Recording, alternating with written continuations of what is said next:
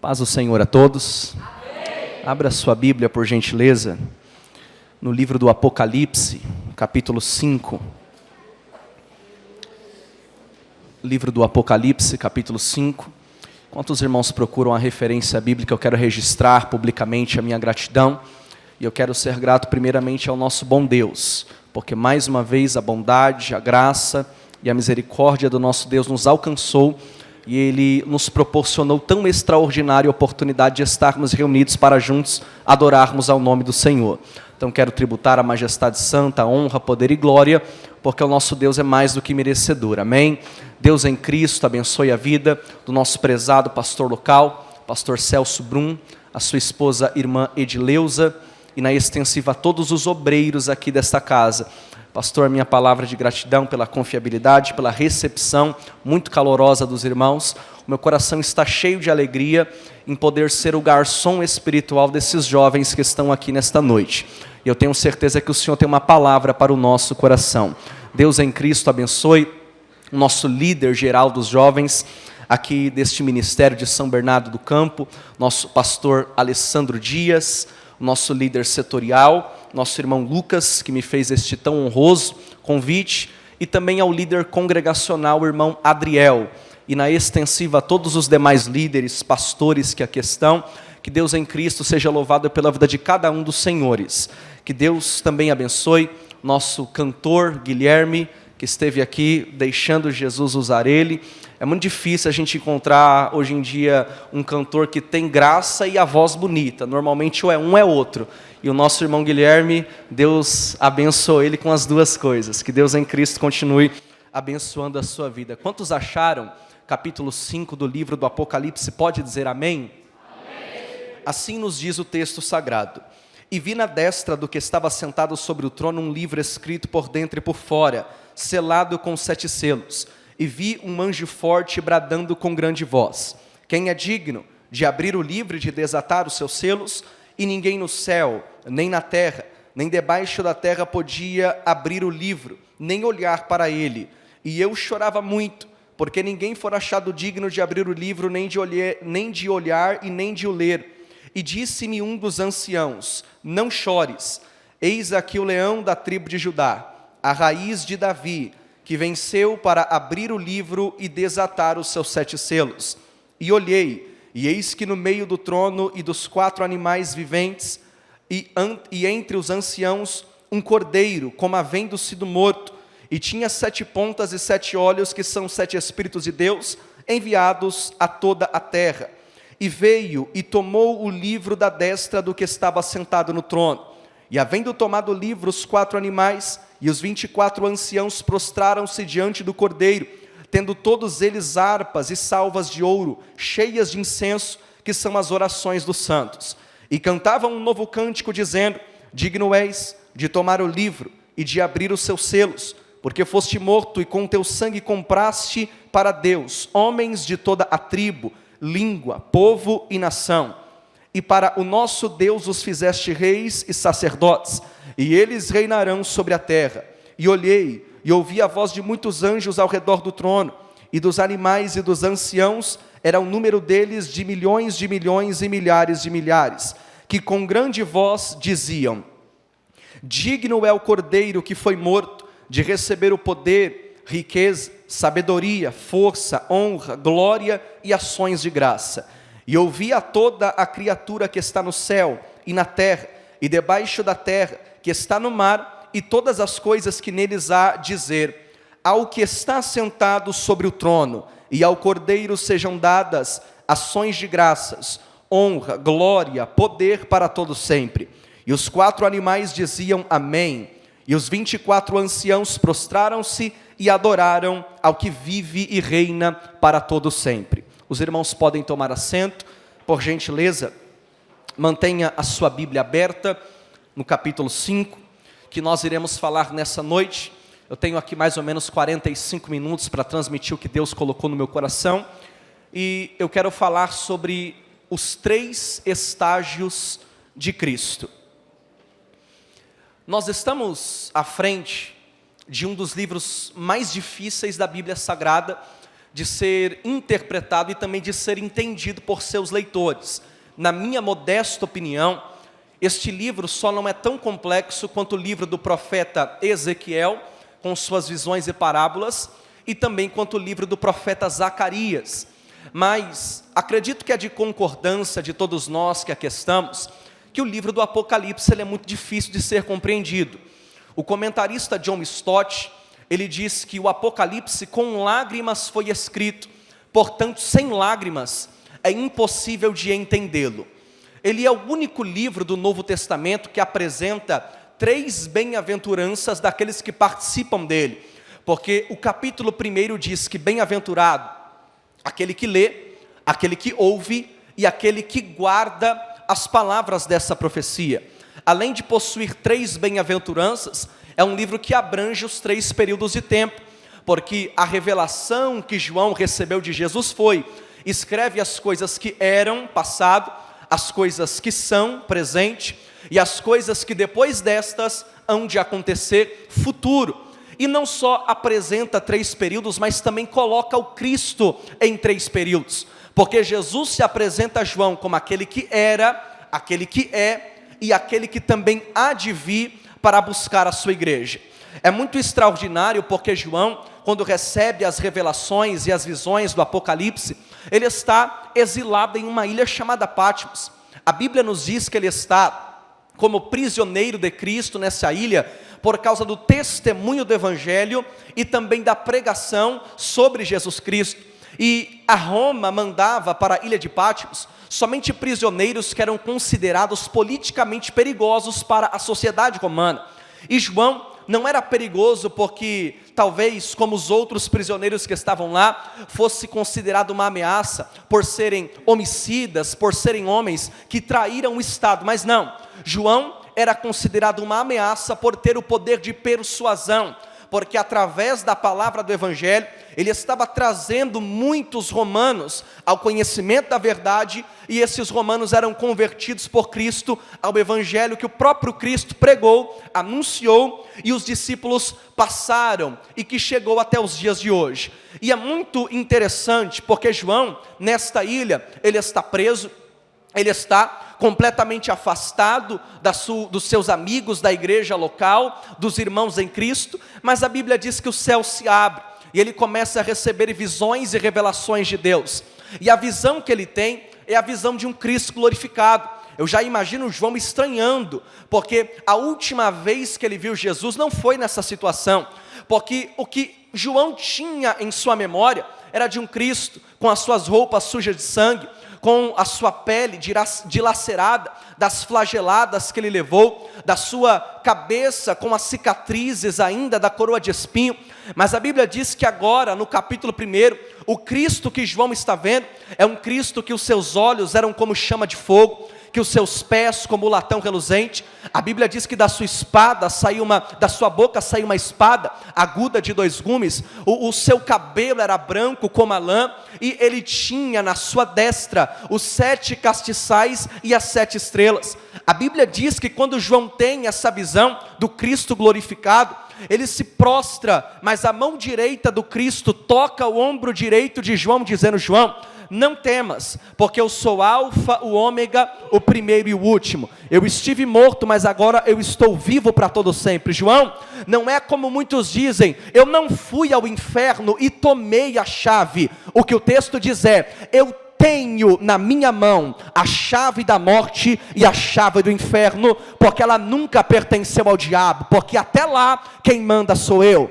Então Jesus vai começar a dar algumas instruções para João escrever as 7 igrejas que estão na Ásia. Então, concluindo as 7 cartas, no capítulo 4, a Bíblia diz que ele vê uma porta aberta no céu, e essa porta, ele ouviu uma voz como de trombeta que falou com ele dizendo: João, sobe aqui que eu vou lhe mostrar as coisas que depois destas hão de acontecer. Versículo 2, e logo fui arrebatado em espírito.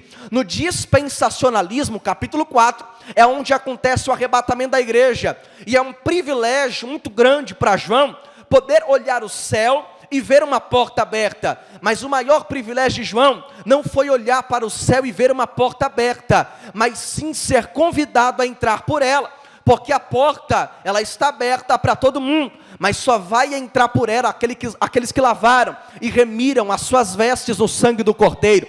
Então, quando João é transportado para este lugar, ele é levado àquilo que nós conhecemos e chamamos de sala do trono. E quando ele chega à sala do trono, ele faz menção a pelo menos 3 observações que ele destacou na sala do trono. A primeira e a segunda nós vamos passar por cima, não de forma detalhada, porque a terceira que nós iremos dar mais ênfase e destacar mais para a mensagem desta noite. A primeira grande observação que João faz é que ele percebe que na sala do trono existia um trono principal e existia alguém que estava assentado sobre este trono, mas ele percebe que ao redor do trono principal existia um arco, e este arco ele faz questão de mencionar que era da cor de esmeralda. Vocês sabem disso melhor do que eu, lição de casa para quem está aqui me ouvindo, que a cor de esmeralda, ela é equivalente à cor verde, e a ciência é quem nos diz que o verde é a única cor que não cansa os olhos do ser humano que está olhando para ela. Então Deus, ele é um ser tão inteligente, ele é um ser tão estratégico, que ele cerca o seu trono com uma cor específica, que não irá cansar os olhos daqueles que estão olhando para o seu trono. É por isso que eu creio piamente no que diz em Isaías capítulo 40, parte final, que aqueles que esperam no Senhor, eles renovarão as suas forças, eles caminharão, não se cansarão, eles correrão, não se fadigarão, e como águia eles voarão. E eu tenho certeza que, meu irmão, isso daqui não é uma palavra profética, não é Deus quem está me dizendo, não é uma profecia, não. Isso daqui é uma realidade da igreja brasileira. Eu estou pregando para pessoas aqui nessa noite que entraram cansadas, que entraram exaustas e dizendo: Pai, ou o Senhor abre o céu na minha cabeça hoje, ou eu não sei se eu vou continuar nesse automático em sua presença. Eu preciso de um renovo, eu preciso de uma injeção de ânimo, eu preciso sentir a sua presença, eu preciso falar em línguas estranhas novamente, eu preciso sentir o calor do teu Santo Espírito, eu preciso ouvir a tua voz pela tua palavra, pelo louvor, falar ao meu coração. E o Senhor está dizendo para alguém aqui que entrou cansado,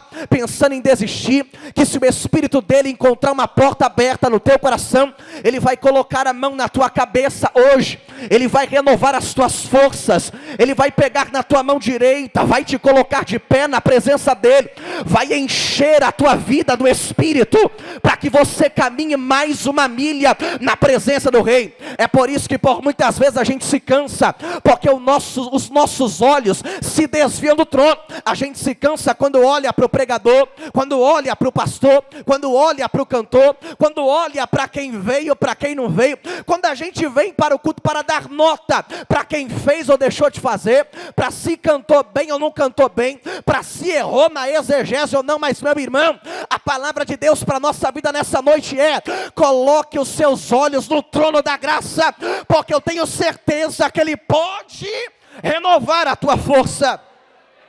A segunda observação que João faz é que ao redor do trono principal existiam mais 24 tronos, que estavam ocupados por 24 anciãos. Agora olha só que coisa maravilhosa, a identidade desses 24 anciãos é completamente especulativa. Há quem diga que representa os 12 apóstolos e também as 12 tribos de Israel, há quem diga que representa a própria igreja, há quem diga que representa homens como Moisés, Samuel, Josué do Antigo Testamento, mas não é isso que eu quero destacar. O que eu quero destacar é que João, ele faz menção que esses anciãos, eles possuíam coroas em suas cabeças, e é muito extraordinário, porque eles tinham coroa, mas o texto diz que eles pegam a coroa que está na cabeça, eles tiram dela, e eles começam a lançar essas coroas aos pés daquele que está assentado no trono principal. Precisamos entender o seguinte: primeiro, por que eles têm coroa? A Bíblia diz em Apocalipse capítulo 2, que ao vencedor iria receber uma coroa do próprio Deus. Então eles têm coroa porque são vencedores. Segundo, eles têm coroa porque o próprio Deus colocou aquela coroa na cabeça deles. Então essa coroa quem deu foi Deus. essa coroa quem colocou foi Deus. Então quando eles tiram a coroa da cabeça e jogam no trono principal, eram eles dizendo para Deus: Deus, o Senhor me deu essa coroa, mas eu tiro ela da minha cabeça e jogo no teu trono, porque o Senhor me deu, mas me deu para honra e para glória do teu santo nome. Eu não sei se vai dar para a igreja do Vila Planalto da glória, mas meu irmão, Deus não dá voz bonita para que alguém se exiba, Deus não dá uma boa oratória para que alguém se ache, Deus não dá uma boa teologia para que alguém se destaque. Eu quero dizer que toda obra que Deus realiza na vida de quem serve a Ele, é para que o nome de Deus seja glorificado e exaltado entre os homens que estão nessa terra. Então eu não sei se você entendeu, mas eu quero contextualizar. A voz bonita quem deu foi Deus, mas deu para a glória dele. A boa pregação quem deu foi Deus, mas deu para a honra dele. O carro do ano quem deu foi Deus, mas deu para o nome dele ser adorado. A casa, o ministério, o casamento, a família, a igreja, Deus deu para que o nome dele fosse glorificado. Só por curiosidade, cadê aqueles que estão entendendo a pregação da palavra nessa noite? Cadê aqueles que querem tirar a coroa da cabeça, jogar no trono de Deus e dizer: Pai, eu vim para quebrar o cântaro nessa noite e para deixar o Senhor me usar, porque eu estou pregando para quem veio adorar ao nome de Deus. Agora terceiro, ele percebe que aquele que está sentado no trono, ele percebe que na mão direita dele existia um rolo que estava selado com 7 selos. João começa a chorar porque ele diz assim: olha, ninguém pode olhar para o livro, ninguém pode abrir, ninguém pode nem sequer tocar nele. E ele começa a chorar porque o anjo fala: João, quem é digno de tomar o livro e desatar os seus 7 selos? Meu irmão, nós temos a expressão livro, mas o original é rolo, porque na época nem livros existiam, porque o papel foi inventado há mais de 300 anos depois de Cristo, porque o que eles usavam era o papiro, que era uma planta aquática que eles tiravam do rio Nilo. Eles secavam essa planta, cortavam em 25/7 para poder escrever. E este livro, meu irmão, também é mencionado no livro do profeta Ezequiel, capítulo 2, porque o profeta tem uma visão e ele fala: eu vi um livro selado, que estava escrito por dentro e por fora, e neste livro estava escrito os ais de todos os homens que estão na terra, porque teologicamente, este livro que está à destra de Deus, é o livro da história da humanidade. Então a minha história está escrita lá, a tua história está escrita lá, a história desta congregação, deste campo, deste setor, deste ministério, está escrito no livro que está selado com 7 selos, aonde está na mão direita daquele que está sentado no trono. Agora olha só, que coisa maravilhosa. Então quer dizer que se a minha história está escrito no livro, então quer dizer que esse negócio de destino existe. Então quer dizer que não importa qual escolha eu faça, eu não sou realmente livre para escolher, porque se já está escrito no livro, tudo que eu vou viver é de acordo com o que está escrito lá. Mas não é bem assim, meu irmão. Pastor, a igreja é arminiana ou calvinista?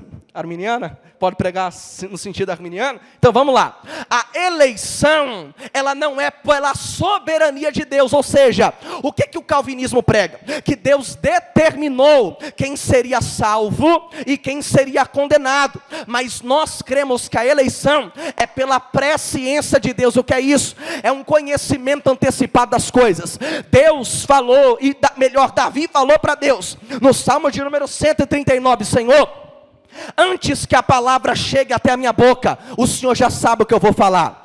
Antes que o pensamento chegue à minha mente, o Senhor já sabe o que é que eu vou pensar, porque tu me sondas e me conheces. A Bíblia diz em 1 Pedro capítulo 1, que Ele nos elegeu antes da fundação do mundo, pela sua presciência. Mas alguns extremistas dizem que Deus tem presciência, não porque conhece o futuro, mas Deus tem presciência porque foi Ele quem determinou o futuro. Então Ele sabe, porque foi Ele mesmo quem determinou o que iria acontecer. Mas isso levanta uma problemática, porque isto apresenta a Deus como autor do mal. Então quer dizer que um homicida não é homicida porque ele escolheu ser. Ele é porque Deus determinou que assim ele fosse. Então não faz sentido. Mas o que nós cremos é que Deus nos escolheu, porque antes de você sair do ventre da tua mãe, Deus já sabia que hoje você estaria aqui, com a mão levantada, dando glória, ouvindo a palavra.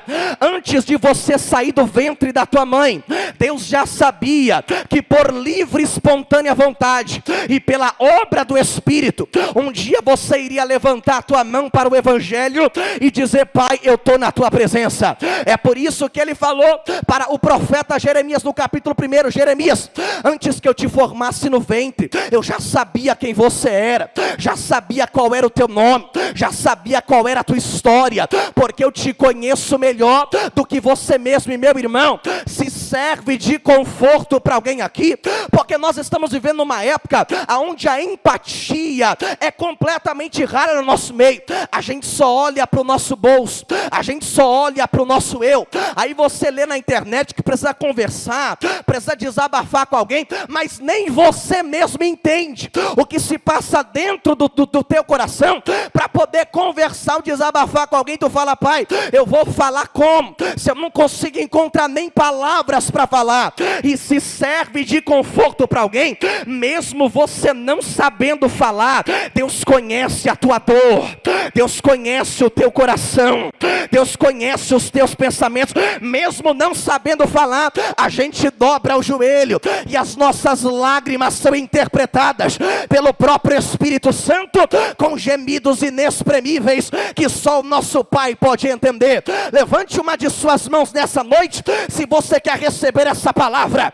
O que o Senhor está dizendo para alguém aqui é: ei, eu sei quem você é, conheço a tua história, e mesmo sabendo quem você é, eu escolhi você antes que tu saísse do ventre da tua mãe. Alguém crê nessa palavra aqui? Não, eu não estou pregando para quem se ofereceu, eu estou pregando para quem Deus apontou o dedo e disse: eu te quero na minha presença, eu te quero na minha casa.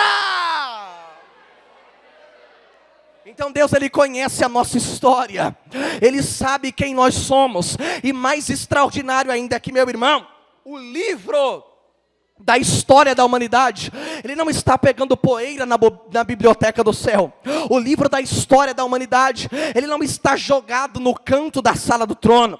O livro da minha e da tua história não está esquecido na escrivania de Deus, não, irmão. O texto diz que o livro da história da humanidade está na mão direita daquele que está assentado sobre o trono. E às vezes, assim como você, eu passo por algumas tempestades e tribulações, e eu dobro o joelho e digo: Pai, encha a minha alma de paz. E a minha alma é preenchida de paz quando eu me lembro que a minha vida está na mão do Deus que eu sirvo, a minha casa está na mão do Deus que eu sirvo, a minha família está na mão do Deus que eu sirvo. E meu irmão, se não fosse a mão de Deus na nossa vida, nem aqui nós estaríamos, porque foi a mão dele que te salvou, foi a mão dele que te trouxe aqui. O próprio Moisés falou: Deus nos tirou do Egito usando a sua mão forte, usando a sua mão poderosa. E Deus está dizendo para alguém aqui nessa noite: se o meu espírito encontrar uma porta aberta, eu vou colocar a mão na tua cabeça hoje. Eu quero lhe encher do meu espírito. E meu irmão, aonde o céu encontrar um vaso aqui que já tirou a tampa do recipiente, se prepara, porque a torneira celestial, ela já está aberta, e Deus quer encher os vasos que estão aqui, porque você está na palma da mão dele. Dá glória a Deus do fundo da tua alma. Quem manda na tua casa não é aquele fofoqueiro, não é aquele Zé Povinho que não tem nada a ver com a tua vida. Quem manda na tua casa não é demônio, não é maconha, não é cocaína, não é crack. Dá glória a Deus, porque vai cair a depressão, vai cair o remédio, vai cair a ansiedade, vai cair o demônio. Ei, quem manda na tua casa é Ele. Dá glória, porque vai cair o cavalo e o cavaleiro. Quem está na frente dessa pessoa peleja, é o general de guerra, Jesus de Nazaré. Aleluia. Agora João começa a chorar. A Bíblia diz que ele começa a chorar, porque a pergunta que o anjo faz é: João, não tem ninguém que é digno. João, já procurei no céu, na terra e debaixo de João, não tem ninguém. Aleluia. Neste exato momento, queridos, acontece um intervalo de tempo no céu, que a teologia chama de interlúdio atemporal escatológico, porque quando o anjo grita, quem é digno, não tem ninguém, é o mesmo momento que na terra, o anjo aparece para Maria e fala: Maria, você está grávida de um garoto, e o nome dele vai ser Emanuel, vai ser Jesus, que quer dizer Deus conosco, porque ele vai vir para salvar a humanidade. Porque o tempo de lá é diferente do tempo daqui, irmão.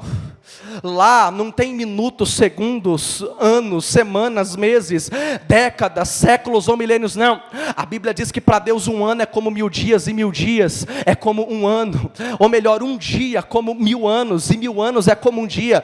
Agora Jesus Cristo nasce, porque o primeiro estágio de Jesus Cristo é o estágio passar. Meu irmão, Jesus deixou de lado toda a sua glória, todos os seus atributos incomunicáveis. Ele respeitou os limites da sua encarnação.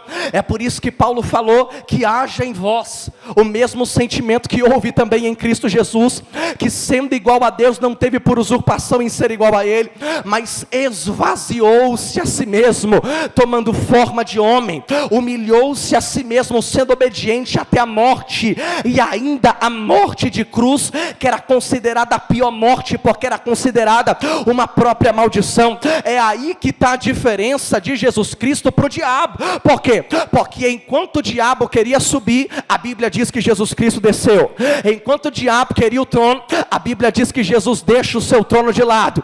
Enquanto o diabo queria ser igual a Deus, Jesus Cristo se fez igual aos homens. Enquanto o diabo queria estar acima de tudo, Jesus desceu ao mais baixo nível da humanidade para morrer pelos homens. Resultado: Satanás quis subir, mas caiu para nunca mais se levantar. Mas porque Jesus Cristo desceu, o texto continua dizendo que ele recebeu um nome que está acima de todo nome, o qual todo joelho se dobrará e toda língua confessará que só ele é, para a glória de Deus Pai. Oh, meu irmão, ele desceu, e agora que está à destra do Pai, ninguém mais tira ele de lá. Ele venceu a batalha para sempre, porque ele é Senhor do céu e da terra. Agora ele nasce e ele começa a crescer. Só que olha que coisa maravilhosa, meu irmão. A biologia nos diz que todos nós temos 23 pares de cromossomos no nosso DNA. A falta de um cromossomo, a criança nasce com atraso no seu desenvolvimento. Pode ser no desenvolvimento físico ou cognitivo, no seu desenvolvimento intelectual. É por isso que nós conhecemos as famosas síndromes, que são pessoas que nascem com algumas faltas de alguns cromossomos. Agora olha só, uma criança herda 23 da mãe e 23 do pai. 23 da mãe ela herda quando está sendo desenvolvida no ventre da mãe, mas os 23 cromossomos do pai, eles são transferidos com a ejaculação do membro genital do homem na mulher, que é o que gera a gravidez. Só que aí tem um problema, porque o texto de Gênesis 15, Gênesis capítulo 3, versículo 15 é: da semente da mulher vai nascer um. É aí que está o segredo, porque a mulher cientificamente não tem semente. Então quando o texto diz que da semente da mulher vai nascer um, é o texto dizendo que o nascimento dele seria completamente milagroso. Aí Isaías vem contextualizar e ele explica que uma virgem daria luz a uma criança e conceberia, o seu nome seria chamado de Emanuel, que quer dizer Deus está dentro do homem. Agora olha só, meu irmão, se a falta de um cromossomo faz uma criança nascer com alguns problemas, imagine a falta de 23 cromossomos, porque Jesus não foi fruto de uma relação sexual. O que o anjo fala é: Maria, por mais que você não tenha conhecido, ou seja, se deitado com José, o que está sendo gerado aí dentro é fruto do Espírito Santo. Aí fica a pergunta, irmão, se a falta de faz uma criança nascer com deficiência, imagina Jesus que tinha 23 cromossomos a menos. Aí o texto de Lucas capítulo 2, versículo 52 diz que, e o menino crescia em sabedoria, em estatura, em graça diante de Deus e em graça diante dos homens, porque para Deus não tem nada que é impossível. Sabe por quê? Porque quando a gente é o Espírito, por mais que o terreno seja um terreno de impossibilidade, ele faz gerar, porque quem faz é o Espírito. E eu não sei se vai dar para a igreja dar glória a Deus aqui nessa noite, mas o terreno da impossibilidade de alguém aqui hoje vai ser solo para os pés do Espírito pisar. Alguém crê nessa palavra, que aonde não existe probabilidade, aonde não existe uma consequência, não, ele vai pisar e vai fazer gerar, porque o dono da tua vida, da tua casa, dos teus sonhos, dos teus projetos é Jesus de Nazaré. E quando ele quer fazer alguma coisa, meu irmão, ele não depende da razão do homem, não depende da opinião de ninguém. Quando ele quer fazer, ele faz, porque ele é Deus, tem poder no céu, na terra, e debaixo dela ele é Senhor. Agora Jesus cresce, mas meu irmão, Jesus não veio só para morrer pelos pecados da humanidade. Jesus veio para salvar o homem pela lei, porque a lei, para ser satisfeita, era só ser cumprida. Jesus não veio só para morrer pelos meus pecados, ele veio para viver a vida que eu e você deveríamos viver desde quando saímos do ventre de nossa mãe.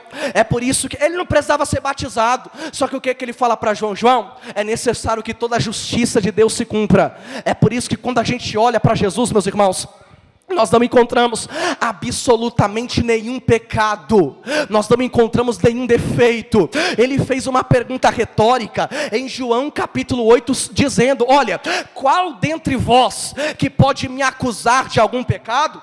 A Bíblia diz que no versículo 29, ele diz que obedece os mandamentos do seu pai. A Bíblia diz em João capítulo 15, que Jesus olha para os seus discípulos e fala assim: olha, se vocês amam a Deus, vocês irão obedecer os seus mandamentos, da mesma forma que eu, o Senhor Jesus Cristo, também obedece. A Bíblia diz em João 18, capítulo 18, que ele estava conversando com Pilatos. Aí Pilatos se volta para a multidão e fala: olha, eu não vejo por que a gente condenar este homem, porque eu não encontro nele sequer um pecado, sequer um crime ou uma falha. Quando ele estava crucificado, o ladrão da esquerda, que a igreja católica apresenta como Géster, olhou para o Cristo e falou: olha, se tu és Deus, desça dessa cruz e salve também a nós. Mas o ladrão da direita, chamado Dimas, olha para Géster e fala assim: olha, eu acho melhor você ficar na tua, porque nós dois cometemos delitos para estar aqui,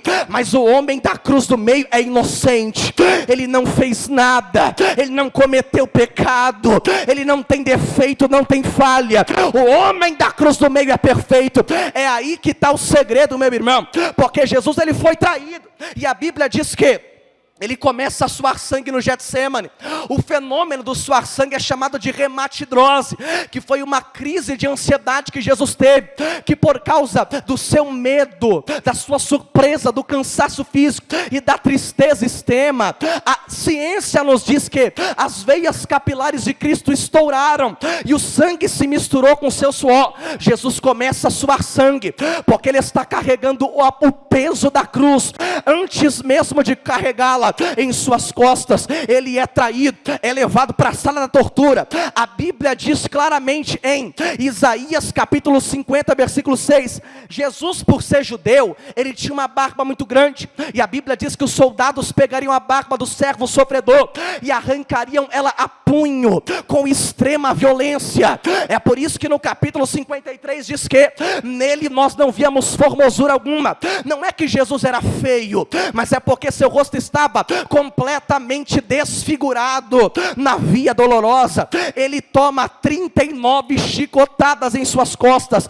A partir da 12ª, o chicote chamado de azorrague, que na ponta tem pequenas bolinhas de aço e pequenos ossos de carneiro, já havia penetrado as 5 camadas de pele, já havia penetrado o nervo, o músculo e a carne. E os cientistas nos dizem que quando Jesus terminou a flagelação, dava para ver a estrutura esquelética de suas costas, de tanto que esse Cristo sofreu.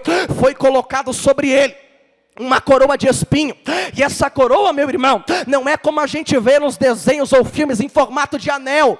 Era um formato de gorro que pegava a cabeça inteira, e o sistema de inervação do crânio é ligado a toda a face. O que acontece no crânio, a gente sente no ouvido, no olho, na boca, no ouvido, irmão. Os médicos nos dizem que quando a coroa foi colocada sobre a cabeça de Cristo, até pelos seus ouvidos saíram sangue, até pelos seus olhos saíram sangue, de tanto sofrimento que ele estava passando.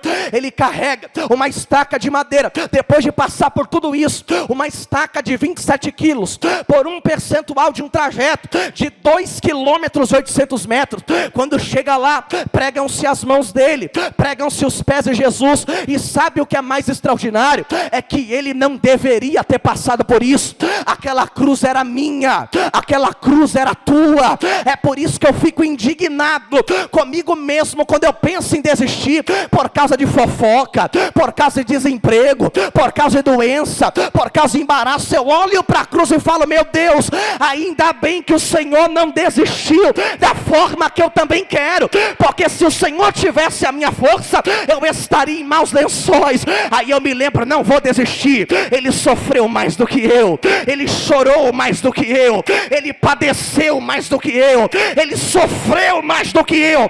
Hoje o que Deus está dizendo para alguém aqui é: se o meu espírito encontrar uma porta aberta, eu vou entrar no teu coração, não para te visitar, porque não te chamei para ser ponto turístico. Eu quero a chave da casa para fazer morada aí dentro, e eu vou colocar na tua alma hoje gratidão da minha palavra. Alguém recebe o que está sendo pregado aqui? Ele vai fazer alguém agradecer. Só que aí que está, porque o texto me dá permissão para pensar que Jesus agora está diante da morte. E meu irmão, há quem diga que o inferno comemorou. Mentira.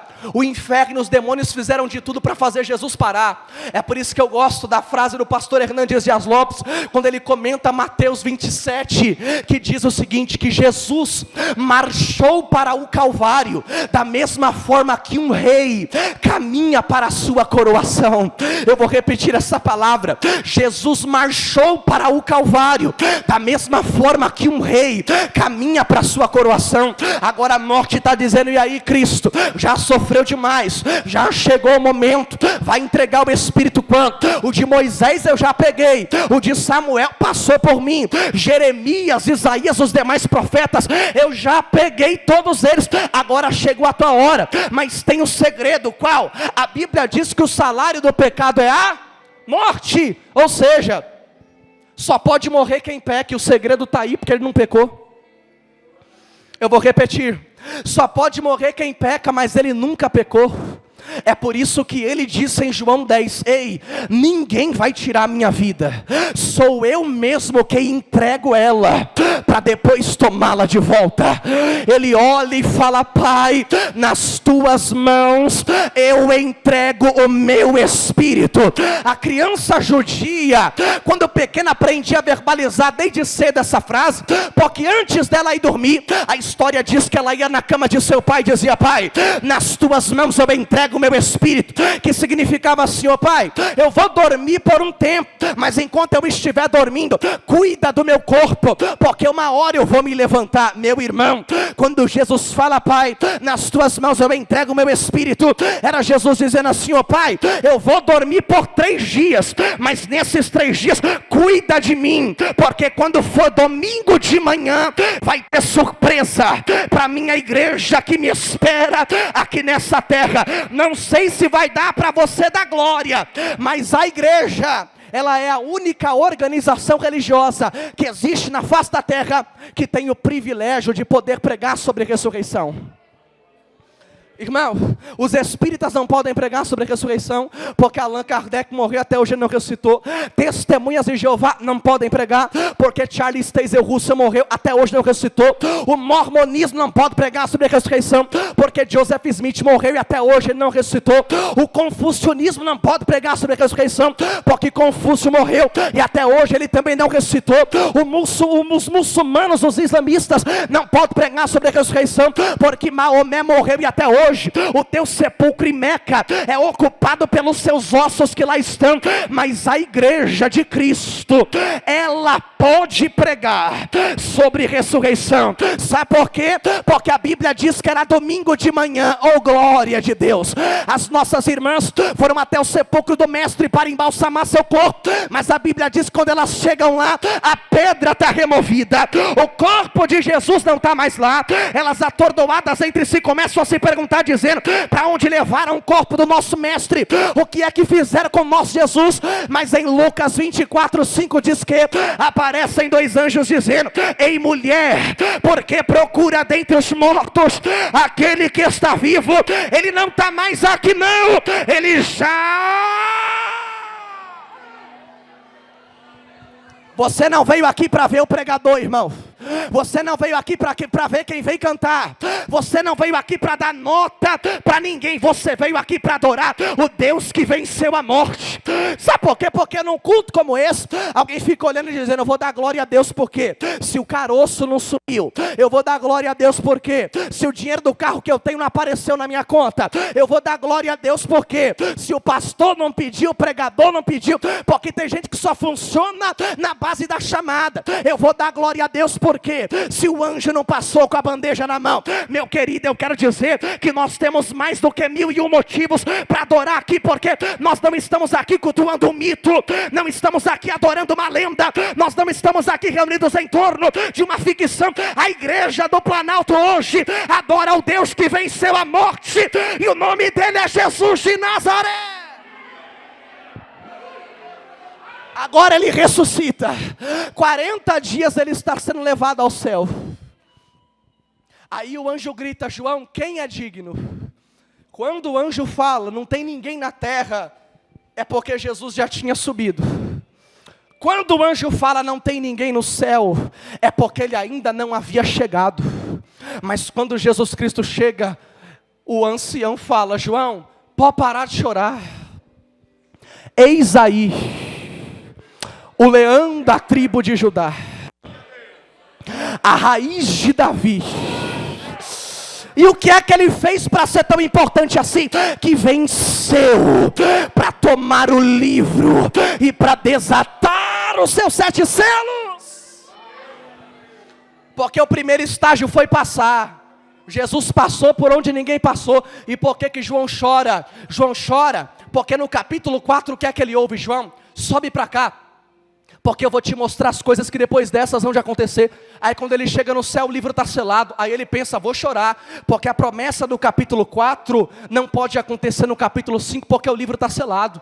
Só que quando o anjo fala: João, chegou quem pode, era Jesus dizendo: João, fica tranquilo, a promessa que meu pai lhe fez, quem tem poder de cumpri-la sou eu. A promessa que meu pai lhe fez, quem tem poder de cumpri-la sou eu.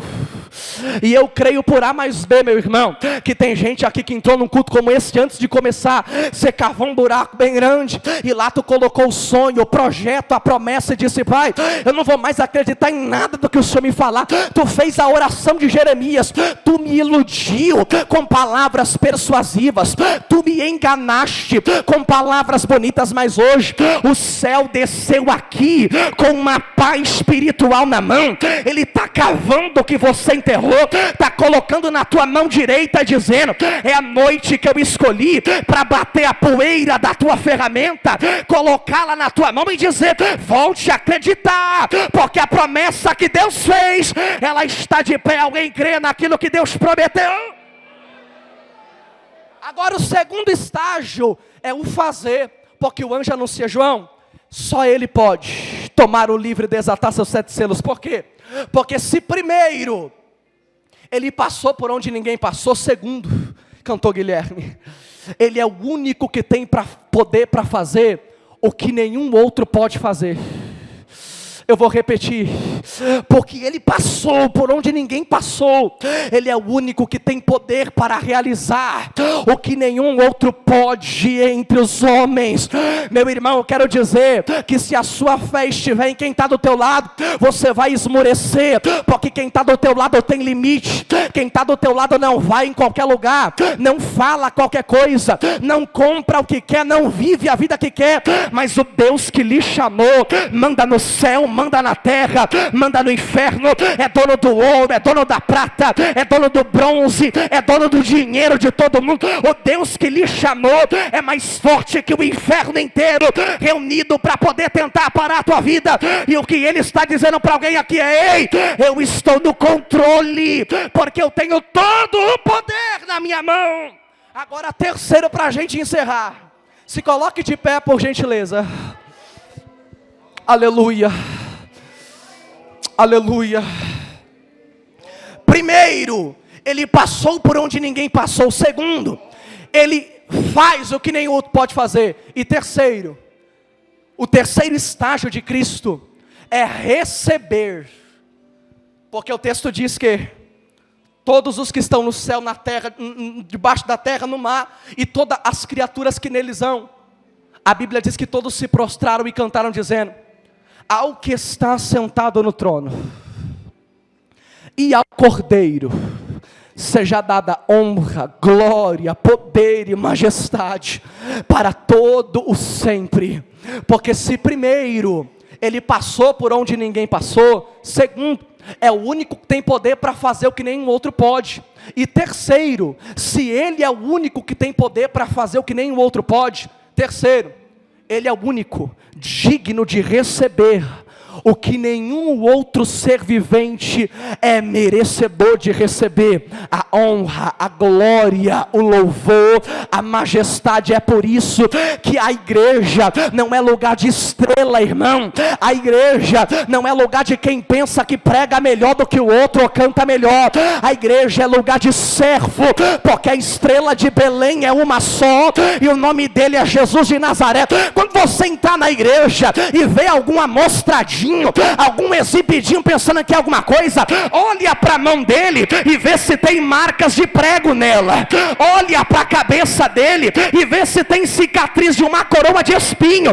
Olha para as costas dele e vê se tem as marcas das chicotadas que ele tomou. Eu quero dizer que aqui nessa noite não tem melhor pregador, não tem melhor cantor, não tem quem dá o dízimo mais alto, quem dá a melhor oferta, quem tem o carro mais caro da igreja. Não, aqui o melhor pregador é Jesus, o melhor cantor é Jesus, quem tem mais dinheiro é Jesus, quem merece a glória é Jesus. Só por curiosidade, cadê os vasos que vieram adorar? Não, eu quero só os pentecostais comigo agora, vai. Libera aquele canto de mistério que o demônio tentou travar, vai. Coloca para fora o culto que você veio entregar agora. O demônio tentou te trancar num quarto com depressão, mas caiu por terra ele, caiu por terra a depressão, remédio. O céu te trouxe aqui para lhe encher, para lhe encher. Começa a entregar agora, vai.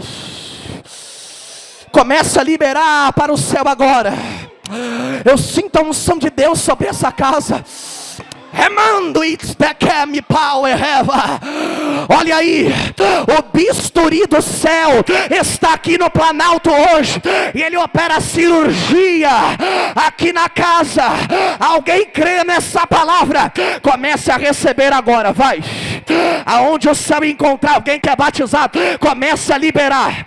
Quem tem solta, quem não tem recebe agora, porque o batizador chamado Jesus, ele já está aqui para batizar. Olha aí, comece a ser tocado por essa presença, comece a ser renovado por essa glória, comece a ser invadido pela glória.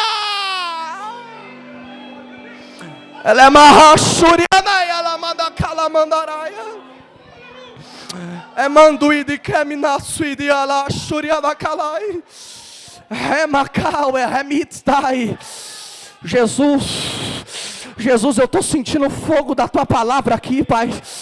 Oh Espírito, o meu pedido nessa noite, Deus, é: Jesus, coloque a mão na cabeça de alguém aqui essa noite.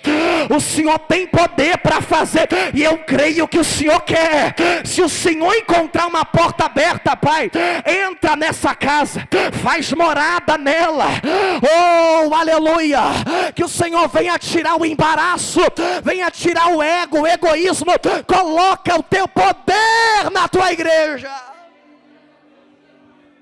Eu tenho 2 minutos para encerrar. Aleluia. E eu quero saber se nessa noite tem alguém que quer entregar a sua vida para Jesus. Dê um sinal bem alto com as tuas mãos que nós iremos orar por você. Tem alguém para Jesus nessa noite? Eu não vou insistir.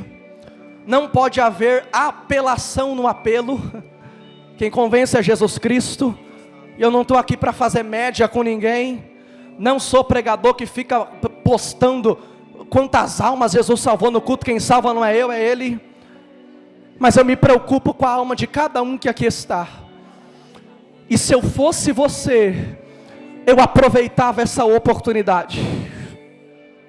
Existem 3 coisas que não voltam atrás: flecha lançada, palavra falada, e terceiro, uma oportunidade perdida. Você que quer aceitar, vem até aqui à frente. Ou você que se afastou dos caminhos e quer voltar para Jesus, vem até aqui à frente. Nós vamos, o pastor Celso Brum vai orar. Aleluia, Jesus está nessa casa, meu irmão. Calamarachuriandaraia da calamandaraia. Tem alguém, mais alguém para aceitar Jesus ou para se reconciliar com o Senhor nessa noite? Escapa-te por tua vida, ainda há esperança para a tua alma. Tem mais alguém para Jesus? Tem mais alguém para Jesus? Meu horário acabou de bater. Tem mais alguém para Jesus? Amém.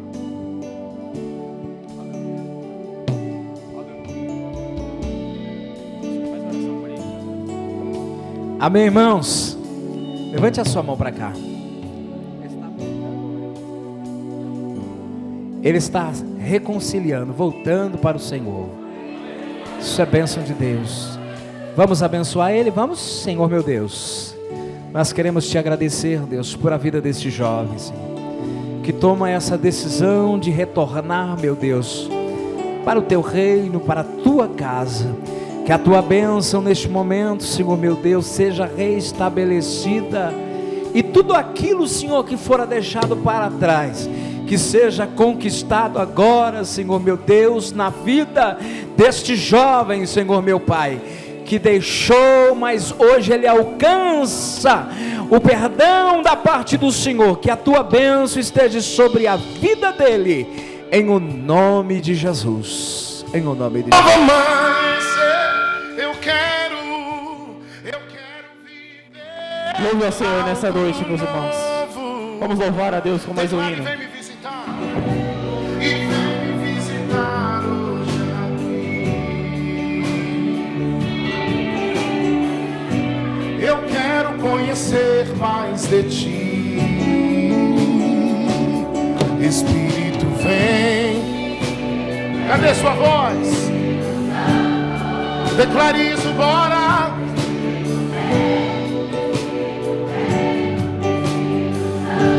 Declare, Espírito, Espírito vem, Espírito vem, Espírito Santo, Espírito vem, Espírito vem, Ele é santo. Eu quero viver algo. Meu coração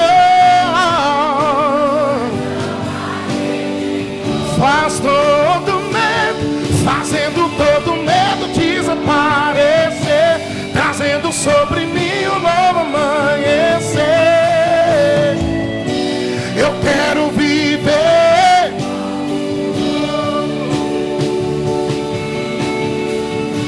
Eu quero viver algo novo. Faz meu coração arder de novo, fazendo todo medo desaparecer. Declare assim comigo, ó. E a poder no nome de Jesus, e a poder no nome, e a poder no nome de Jesus. Pra quê? Cadeias quebrar, cadeias quebrar, pra cadeias quebrar. Ei! Declare comigo, ouço cadeias, ouço cadeias. Solte sua voz e declare aí, ouço cadeias. Ei! Eu ouço.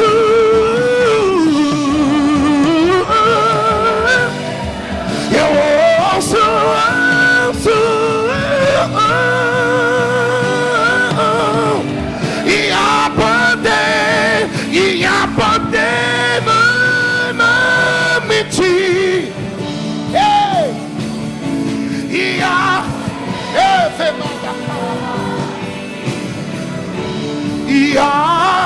e a poder no nome pra cadeias, cadeia pra cadeias. Ei! E a morte venceste, o véu tu rompestes, a tumba ela está, os céus te adoram,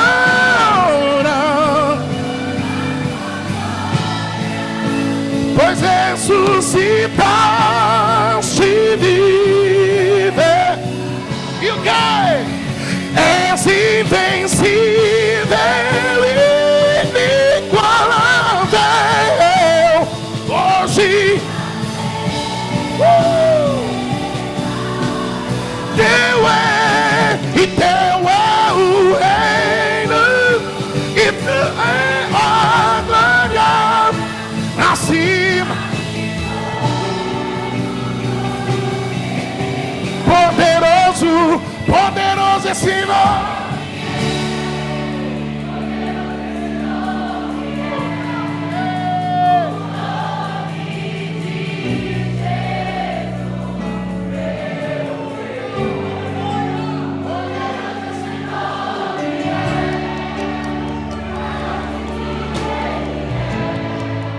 Poderoso esse nome é, nome de Jesus. Poderoso esse nome é, nome de Jesus. Poderoso esse nome é, nome de Jesus.